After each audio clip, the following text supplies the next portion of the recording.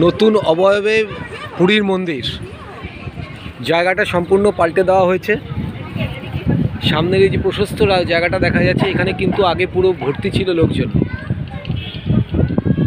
এখন পুরো চতুর্দিকের অন্তত 700 মিটার রেডিয়াস পুরো পরিষ্কার করে দেওয়া হয়েছে, সেটাই দেখা যাচ্ছে। মন্দির এখন ঢোকা নিষেধ। মন্দিরের এই সামনের চত্বর, যেখানে বাজার বস্তু যা কিছু বস্তু, এখন সব ফুল বাগান। দর্শনার্থীদের জন্য এইভাবে শেড করে দেওয়া হয়েছে, যেখানে তারা হেঁটে আসতে পারবে আস্তে আস্তে। রোদ বৃষ্টিতে তাদের কোনো প্রবলেম হবে না। প্রশস্ত অঞ্চল করে দেওয়া হয়েছে, অনেক দূরে সরিয়ে দেওয়া হয়েছে কাছাকাছি দোকানগুলো।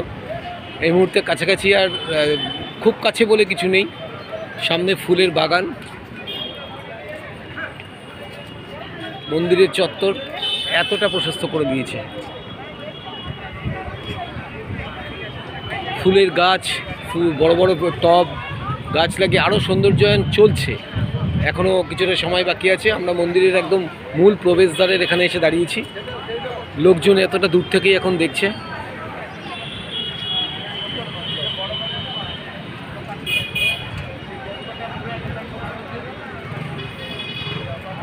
আরও কিছু বাকি আছে, ডিসেম্বরের শেষ দিকে মন্দির খোলার কথা। এই পুরো মন্দির, ওই দূরে রান্নাঘর, আমরা ওদিক থেকে এখানে এসেছি। জগন্নাথের রাধা মাধবের বিগ্রহ রাখা আছে মুখটাতে। জয় জগন্নাথ।